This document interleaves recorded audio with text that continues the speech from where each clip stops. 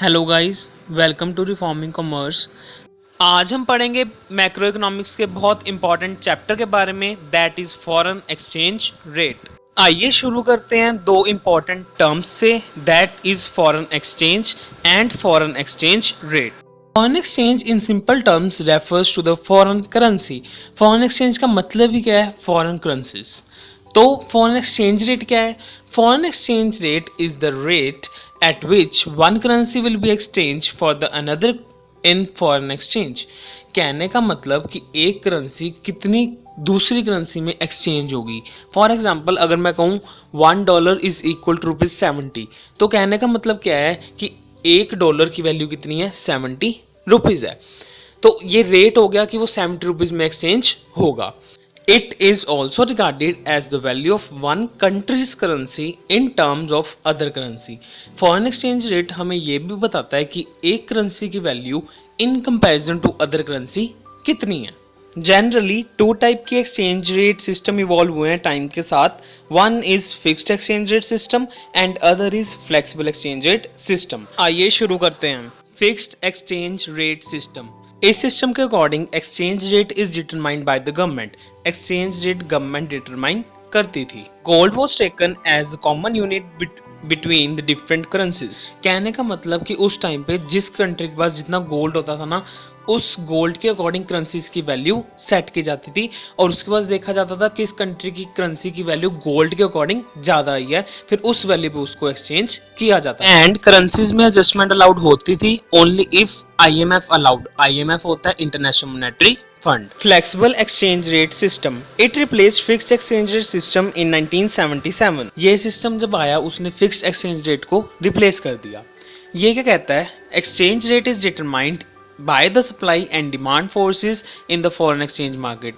कहते हैं कि फॉरेन एक्सचेंज रेट डिटरमाइन होगा on the basis of demand and supply, की कितनी मार्केट में उस करेंसी की डिमांड है एंड कितनी उसकी सप्लाई है। इसको एक डायग्राम से समझते हैं। वाई एक्सिस पर है हमारे पास फॉरेन एक्सचेंज रेट, मतलब US $, कितने रुपीस में कन्वर्ट होगा, एंड एक्स एक्सिस पर है हमारे पास फॉरेन एक्सचेंज डॉलर्स, मतलब कितनी क्वांटिटी मिलेगी, कितने डॉलर्स एक्सचेंज करेंगे। तो SS1 हमारी सप्लाई कर्व है, अपर स्लोपिंग कर्व। DD1 हमारी डिमांड कर्व है।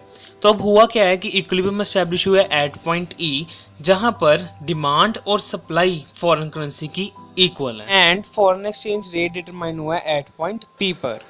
अब ऐसा भी हो सकता है कि किसी करेंसी की सप्लाई ज़्यादा है और डिमांड कम है, जो कि डायग्राम में शो हो रहा है पॉइंट P1 पे। तो अब क्या होगा? इक्विलिब्रियम अपने आप रिस्टोर होगा। कैसे? हम P1 से P पे फॉल कर जाएंगे, मतलब फॉरेन एक्सचेंज रेट हमारा फॉल कर जाएगा। एंड साइमल्टेनियसली ऐसा भी हो सकता है कि किसी करेंसी की डिमांड ज़्यादा है और सप्लाई कम है, that is shown at point P2। तो क्या होगा? फॉरेन एक्सचेंज रेट राइज हो जाएगा P2 से P पर और इक्विलिब्रियम दोबारा से रिस्टोर हो जाएगा। और ये सिस्टम आज प्रिवेल कर रहा है जहाँ पे हमारा फॉरेन एक्सचेंज डिमांड और सप्लाई पे डिपेंडेंट है। आइए पढ़ते हैं फॉरेन एक्सचेंज के दो इंपॉर्टेंट टॉपिक्स के बारे में, that is currency depreciation and currency appreciation. Currency depreciation का मीनिंग होता है rise in the exchange rate. कहने का मतलब कि फॉर एग्जाम्पल $1 60 में मिल रहा था, अब $1 की वैल्यू ₹70 हो चुकी है, मतलब एक्सचेंज रेट बढ़ गया। हमें डॉलर लेने के लिए पहले से ज़्यादा रुपीस देने पड़ेंगे। एंड करेंसी एप्रिसिएशन की बात करें तो fall in the exchange rate, की एक्सचेंज रेट कम हो गया है। फॉर एग्जाम्पल कि $1 के लिए पहले हम ₹60 देते थे, पर अब वो 50 हो गया है, मतलब कि हमें अब $1 सस्ते में मिल रहा है, पहले 60 में था अब 50 में है। तो इसे कहते हैं करेंसी एप्रिसिएशन। अगर मैं आपको इसके कॉजेस के बारे में बताऊं तो ये करेंसी डेप्रिसिएशन का मेन रीजन है increase in the demand of foreign exchange and decrease in the supply of foreign exchange. And currency appreciation का increase in the supply of foreign exchange and decrease in the demand of foreign exchange. आइए इन 4 topics के बारे में detail में discuss करते हैं। Increase in demand of foreign exchange, इसको एक डायग्राम से समझते हैं। वाई एक्सिस पर है हमारे पास फॉरेन एक्सचेंज रेट, मतलब $, कितने रुपीस में कन्वर्ट होगा, एंड एक्स एक्सिस पर है हमारे पास फॉरेन एक्सचेंज डॉलर्स, मतलब कितनी क्वांटिटी मिलेगी, कितने डॉलर्स एक्सचेंज करेंगे। तो SS1 हमारी सप्लाई कर्व है, अपर स्लोपिंग कर्व। DD1 हमारी पुरानी डिमांड कर्व है एंड DD2 हमारी न्यू डिमांड कर्व है। अब हमने किया क्या है, we are shifting from DD1 to DD2। हम शिफ्ट कर रहे हैं DD1 से DD2 पर। क्यों? क्योंकि हमने डिमांड बढ़ा दी है फॉरेन करेंसी की। तो आउटकम क्या हुआ कि जो फॉरेन एक्सचेंज रेट है वो P1 से P2 पे राइज कर गया। कहने का मतलब हमारी करेंसी की डेप्रिसिएशन हो गई। एंड सेकंड जो डिमांड बढ़ गई है वो M से M1 हो गई है। Next, decrease in supply of foreign exchange. इसको एक डायग्राम से समझते हैं। वाई एक्सिस पर है हमारे पास फॉरेन एक्सचेंज रेट, मतलब $, कितने रुपीज़ में कन्वर्ट होगा, एंड एक्स एक्सिस पर है हमारे पास फॉरेन एक्सचेंज डॉलर्स, मतलब कितनी क्वांटिटी मिलेगी, कितने डॉलर्स एक्सचेंज करेंगे। DD is demand curve, downward sloping curve. S1 is initial supply curve, मतलब पुरानी supply curve, and S2 is new supply curve. अब बेसिकली हुआ क्या है कि हम शिफ्ट कर रहे हैं S1 टू S2, मतलब कि हमने फॉरेन एक्सचेंज की सप्लाई कम कर दी है, तो सप्लाई कर्व बैकवर्ड शिफ्ट हो गई है S1 से S2 के ऊपर। और इसका आउटकम क्या निकला कि हमारा फॉरेन एक्सचेंज रेट राइज कर गया, कॉरस्पॉन्डिंगली हमारी क्वांटिटी जो है वो कम हो गई है, मतलब हमारी करेंसी की डेप्रिसिएशन हो गई क्योंकि फॉरेन एक्सचेंज रेट राइज हो गया। अब जो हमने दो केस पढ़े हैं, इस केस में करेंसी की डेप्रिसिएशन होती है, तो आइए अब वो केसेस करते हैं जिस केस में करेंसी की एप्रिसिएशन होती है। Number 1, increase in the supply of foreign exchange. इसको एक डायग्राम से समझते हैं। वाई एक्सिस पर है हमारे पास फॉरेन एक्सचेंज रेट, मतलब $, कितने रुपीज़ में कन्वर्ट होगा, एंड एक्स एक्सिस पर है हमारे पास फॉरेन एक्सचेंज डॉलर्स, मतलब कितनी क्वांटिटी मिलेगी, कितने डॉलर्स एक्सचेंज करेंगे। DD1 denotes demand curve, that is downward sloping curve. Initial supply curve is SS1, पुरानी सप्लाई कर्व SS1 है। New supply curve is SS2, ये न्यू वाली सप्लाई कर्व है। अब हुआ क्या है कि हम S1 से S2 पे शिफ्ट कर गए हैं। ये है फॉरवर्ड शिफ्ट, मतलब हमारी जो सप्लाई है हमने बढ़ा दी है। तो इसका आउटकम क्या निकला कि जो फॉरेन एक्सचेंज रेट है वो P से P2 पे फॉल कर गया। साइमल्टेनियसली जो हमारी क्वांटिटी है वो M से M2 राइज कर गई है। मतलब जब फॉरेन एक्सचेंज रेट कम होता है तो हम कहते हैं कि करेंसी की एप्रिसिएशन हो गई है। Next is decrease in the demand of foreign exchange. इसको एक डायग्राम से समझते हैं। वाई एक्सिस पर है हमारे पास फॉरेन एक्सचेंज रेट, मतलब $, कितने रुपीज़ में कन्वर्ट होगा, एंड एक्स एक्सिस पर है हमारे पास फॉरेन एक्सचेंज डॉलर्स, मतलब कितनी क्वांटिटी मिलेगी, कितने डॉलर्स एक्सचेंज करेंगे। तो SS1 हमारी सप्लाई कर्व है, अपवर्ड स्लोपिंग कर्व। DD हमारी इनिशियल डिमांड कर्व है। D1 हमारी न्यू डिमांड कर्व है। अब हम हुआ क्या है बेसिकली कि हम DD से D1 पे शिफ्ट कर गए हैं। रीज़न बीइंग कि हमने फॉरेन करेंसी की डिमांड कम कर दी है। तो इसका आउटकम क्या निकला कि रेट ऑफ एक्सचेंज R से R1 पे फॉल कर गया, मतलब हमारी करेंसी की एप्रिसिएशन होगी, एंड साइमल्टेनियसली क्वांटिटी भी Q से Q1 पे रिड्यूस हो गई है। Now the question arises, why is foreign exchange demanded. हम फॉरेन एक्सचेंज को डिमांड क्यों करते हैं? कहने का मतलब हम दूसरी कंट्री की करेंसी को डिमांड क्यों करते हैं? इसे component of demand for foreign exchange भी कहते हैं। Number 1 is repayment of loan, कि जो हमने लोन लिए होंगे फॉरेन कंट्री से, हमने उसकी पेमेंट करनी है, हम उस करेंसी में करेंगे जिस करेंसी में हमने लोन लिया था। मतलब फॉर एग्जांपल अगर मैंने US से लोन लिया था, हम उनको रीपेमेंट भी डॉलर्स में करेंगे। टू डू फॉरेन इन्वेस्टमेंट, अगर हमने किसी फॉरेन कंट्री में इन्वेस्टमेंट करनी है तो हम उस कंट्री की फॉरेन करेंसी डिमांड करेंगे जिस कंट्री में हम इन्वेस्टमेंट करने जा रहे हैं। नेक्स्ट, इंपोर्ट्स आपको पता ही है कि जब हम कोई चीज़ बाहर से मंगाते हैं तो हमने उसकी पेमेंट करनी होती है, तो पेमेंट भी हम उस कंट्री की करेंसी में करेंगे जिस कंट्री से हम गुड्स मंगा रहे हैं। Next is direct purchase abroad.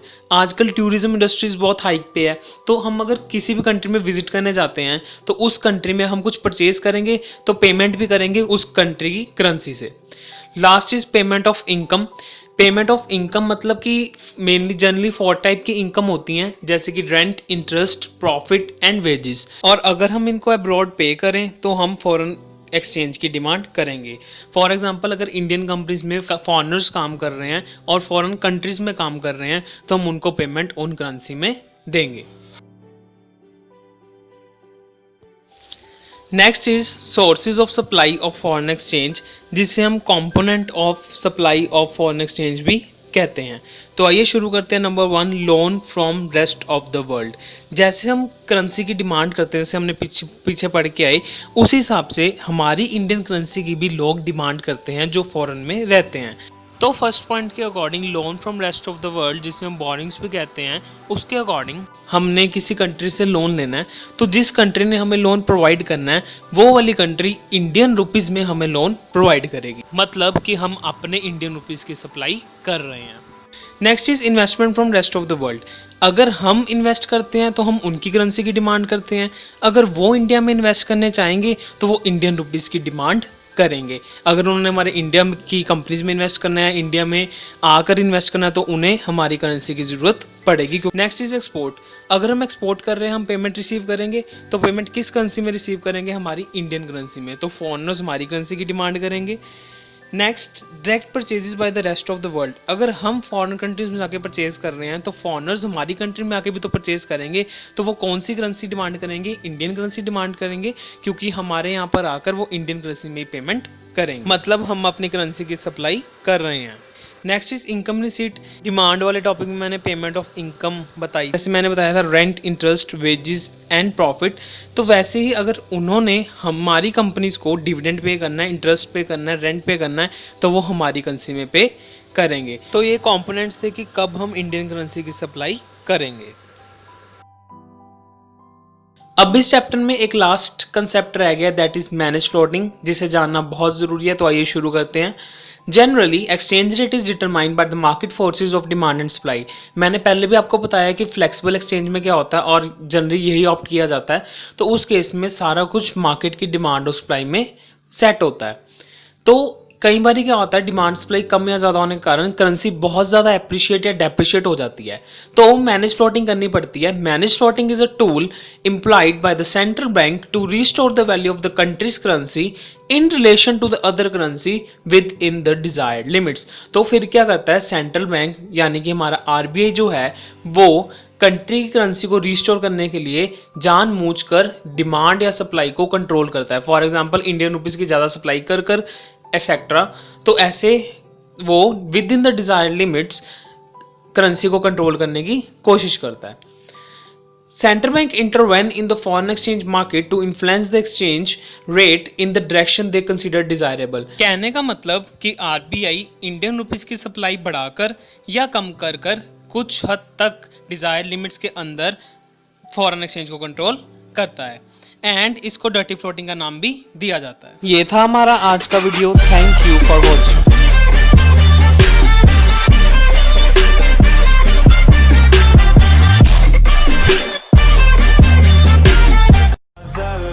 caught in the crossfire